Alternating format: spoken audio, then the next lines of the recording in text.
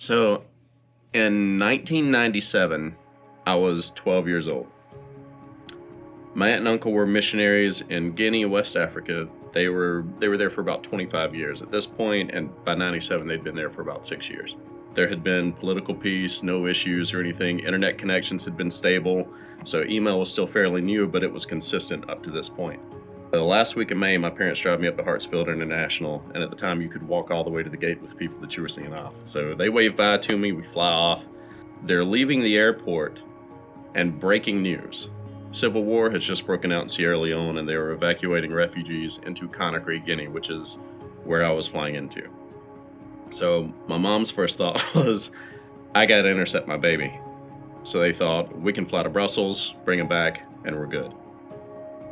And then her next thought was, we have prayed about this for months. God knew this was going to happen, and he didn't let us know until he was gone. We're gonna let him go. We finally were able to make a phone call after a few days, so we called him, let him know that we're okay. And I never saw any of that. But while I was there, what I did see was every Sunday for 2 months, we would get up, we would walk a mile or two. I don't know how far it was. At 12, I was in much better shape and skinny, so I could have walked all day. But we walked to church. But the church that we walked to was just 4 walls. It was just 4 cement walls with holes cut out for the windows and some sort of iron grate or whatever in there. Holes for the doors. Inside, it was just cement floor, wooden benches with no backs to them. And that was church. Church was not something for Christians in this Muslim country. This was not anything that they did because it's the thing to do. We got nothing better to do on Sunday. We're going to go have a good time. What I saw was people that had been presented with the gospel, and they had considered the cost, and they decided that it was worth it. It was going to be worth it to lose these relationships with their friends, to be outcast in the community.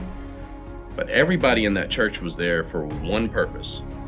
They wanted to worship God, and they were truly worshiping. I mean, it was everything.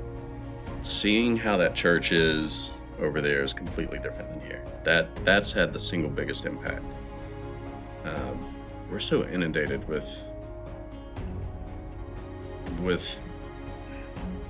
bad information, and a lot of that relating to the gospel here in the United States. So maybe if you want to see the gospel lived out unstained by the American gospel or the American dream, I would go to one of those places where they don't have it and just see the gospel for what it is and watch how the Holy Spirit moves in that place. Would you go back? Yeah. In a heartbeat. And if you get the opportunity to go somewhere else so that you can learn about those people and their experiences and listen to their testimonies, jump on it.